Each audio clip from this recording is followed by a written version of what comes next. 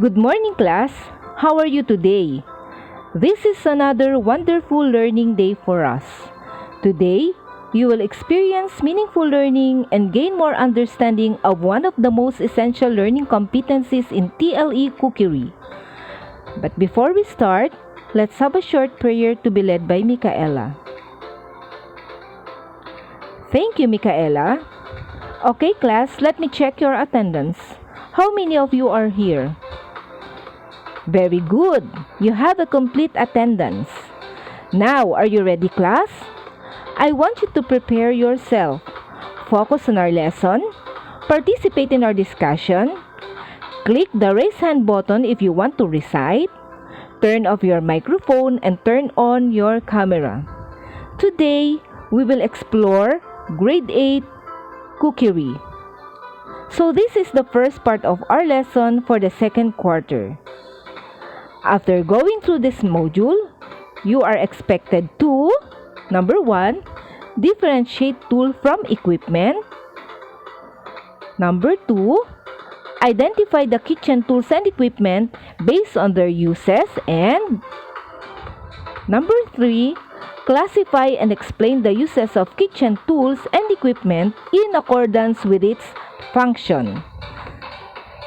Okay, let's play a game. So the game is Guess the Shadow. You are going to guess the shadow shown on the screen. Are you ready, class? Just raise your hand if you want to answer. Okay, so the first picture is, okay, what's that? It's a knife. Very good. Okay, next. Number 2. Yes, it's a whisk. Next, number 3. It's a funnel. Next. Oh, that's can opener. Then, the last one. Okay, it's a blender. Okay, class. So, do you have an idea of what our lesson will be for today? Okay, so our lesson for today is the use of appropriate kitchen tools, equipment, and paraphernalia. Okay, so what is the difference between a tool and an equipment? Okay, a tool is a device or implement, especially one held in the hand, used to carry out a particular function. Okay, so they are small handy objects that perform in the kitchen, that perform in cooking task. Okay, later on class, malalaman natin kung ano-ano ba yung task na sinasabi ko. Okay, next is equipment. More complicated tool, usually powered by electricity and is much larger than a tool. So bakit sila complicated? Kasi it is operated by electricity. Unlike sa tool na handy lang, kahit walang kuryente, as long as alam natin kung paano natin gagamitin ito, magagamit natin. Ito na yung makikita natin na large item sa kitchen natin.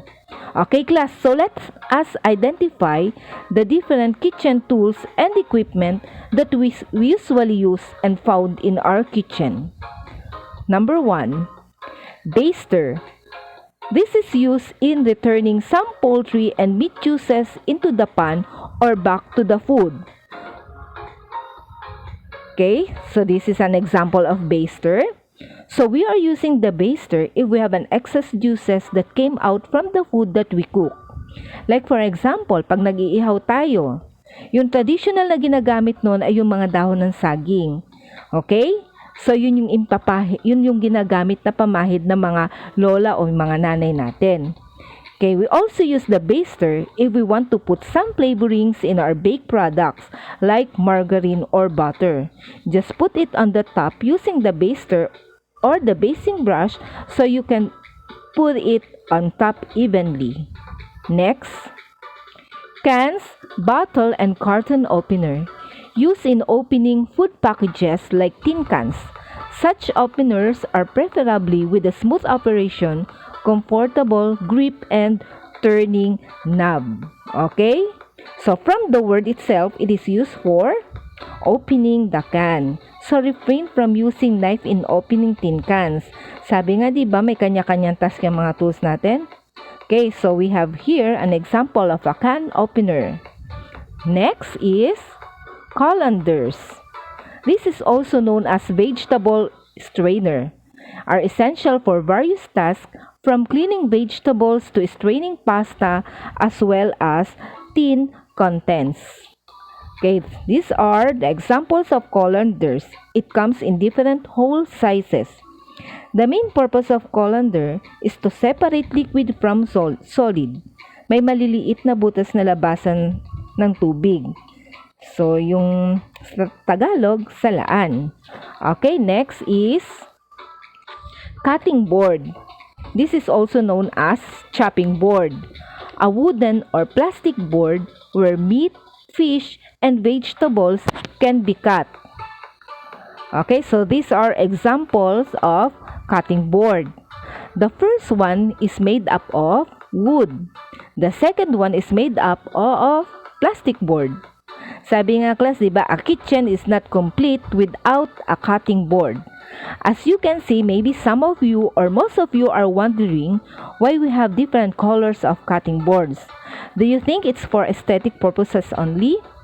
No, there's a reason why do we have different colors of cutting boards. It is because of their color coding. Okay? So the white cutting board is for bakery and dairy products. Green, fruits and vegetables. Red, for raw meat. Blue, for raw fish. Brown, roots and tubers. Yellow, for cooked meat. And purple, for gluten-free food. Okay? So why do we need to have this color coding? We did this to avoid cross-contamination of foods. Okay, next, dredger. A tool that is used to shake flour, salt, and pepper into foods such as meat, poultry, and fish. Okay, this is an example of dredger. All you have to do is to put the seasoning inside the dredger and then shake na natin yun para mag-mix siya mabuti. Then, pwede na natin siyang sprinkle sa food. Like for example, magpa-fried chicken tayo.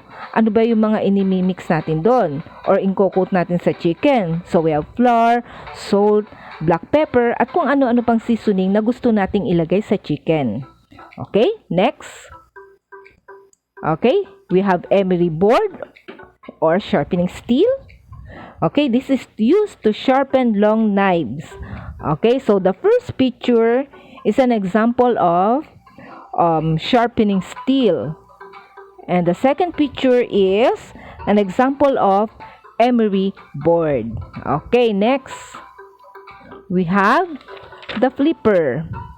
Okay, this is used for flipping or turning hamburgers and other food items while frying. Okay, so this is an example of flipper. We usually use the flipper while frying. We use the flipper so that we can easily turn the food we fry. As you can see, meron siyang shovel part yan. Yun yung pinambabaligtad natin. Okay, next. Number 8 is funnel. Used to fill jars made of various sizes of stainless steel, aluminum, or of plastic. Okay. We're using the funnel so that we can easily transfer the liquid ingredients to a bottle or to a jar. Next, we have the garlic press. Is a tool specifically designed for the purpose of pulping garlic. Okay, by using this kind of tool, we can easily crush the garlic, especially when using large amount of garlic. Okay, so that is an example of garlic press. Next, graters. Used for grating, shredding, slicing, and separating foods like carrots, cabbage, and cheese. So these are an example of graters. As you can see, it comes in different sizes. The size of the graters will be based on the food product you want to grate, shred, or slice. Next, kitchen shears, used for opening food packages, cutting tape or string, as well as removing labels and tags, especially made for food preparation. Kung pangkusina lang class, pangkusina lang, okay? Example of kitchen shears. Next, okay, we have measuring cups and spoons. Measuring tools are among the most important items found in any kitchen, since consistently good cooking depends upon accurate measurements. Kailangan kasi class yung precise amount ng ingredients para maging successful yung pagluluto natin. Especially sa baking, hindi pwede yung tansya-tansya lang. Okay? Okay, so that is an example of measuring cups and spoon. Next is pasta spoon. Okay, this is also known as server.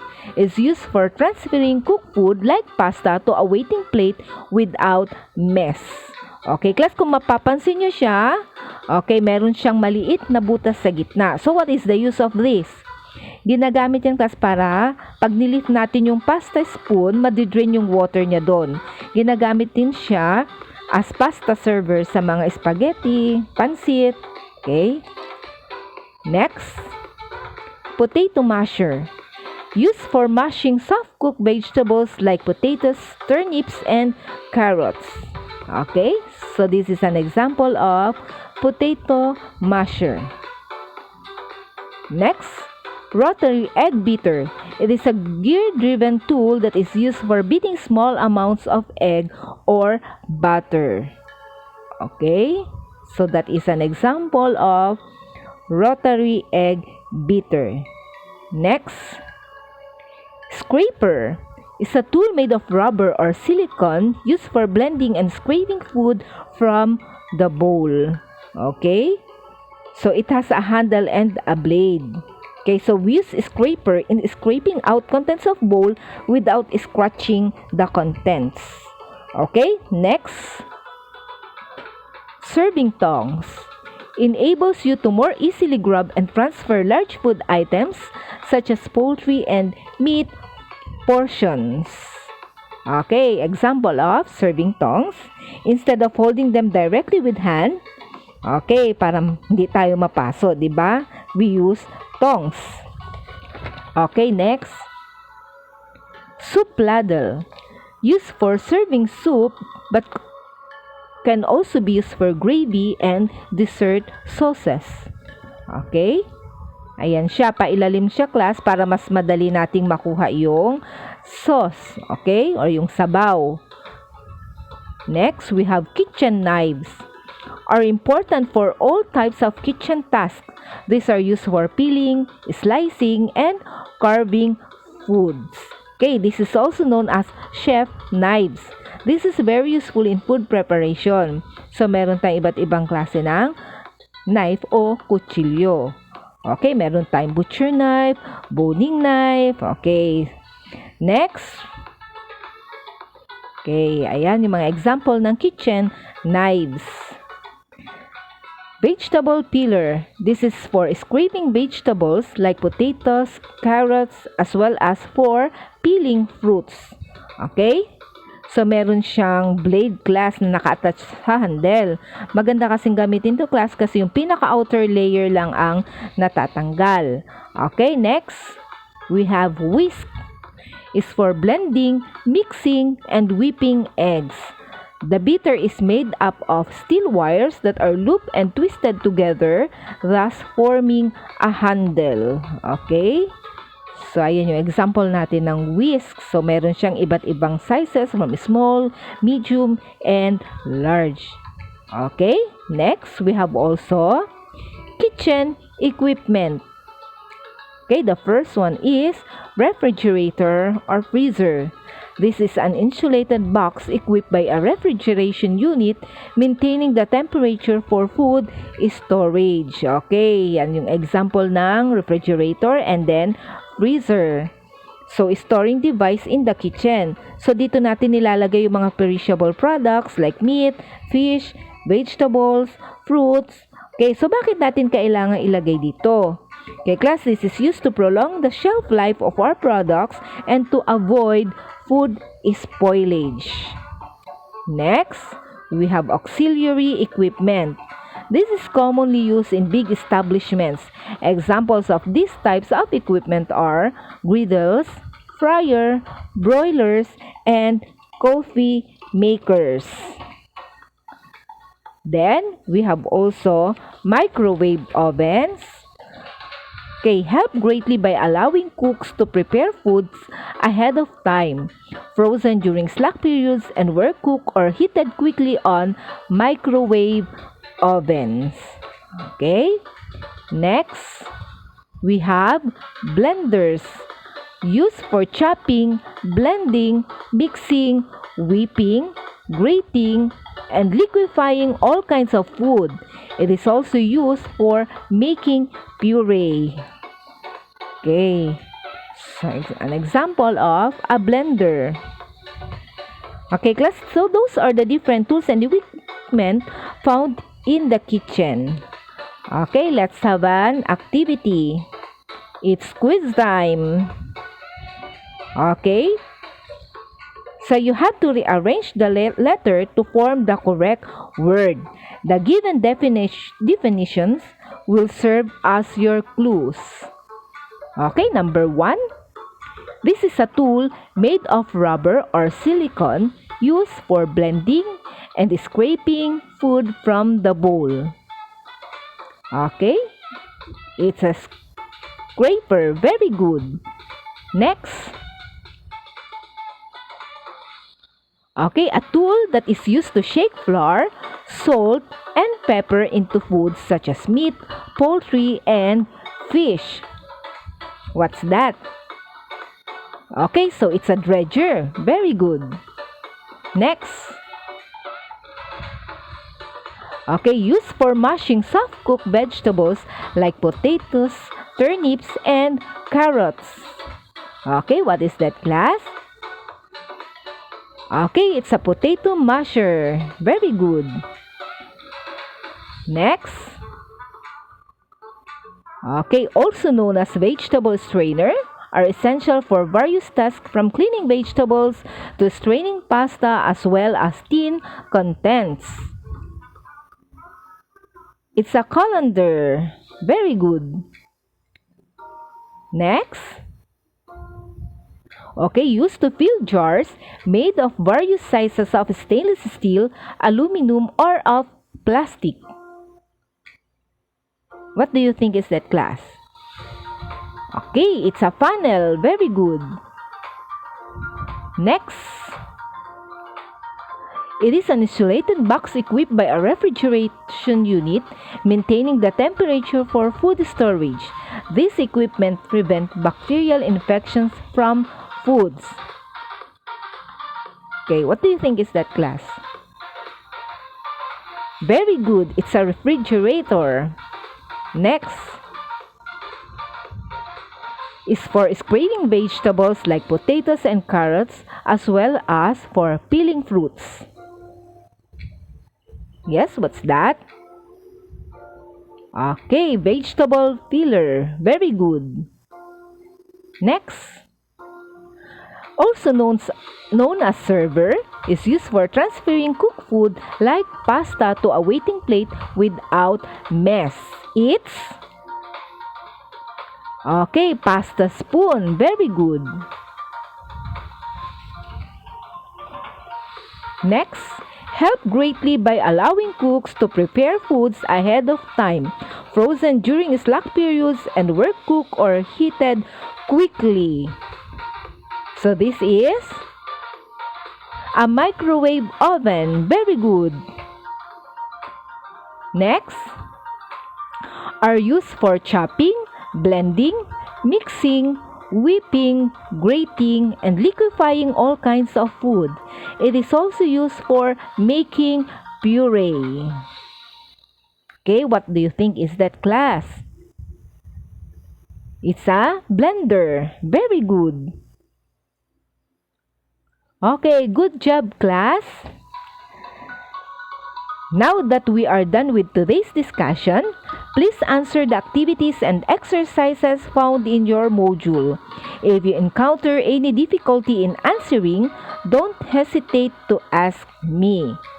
Okay? For your assignment, class, I want you to jot down all the tools and equipment found in your home. Thank you, class.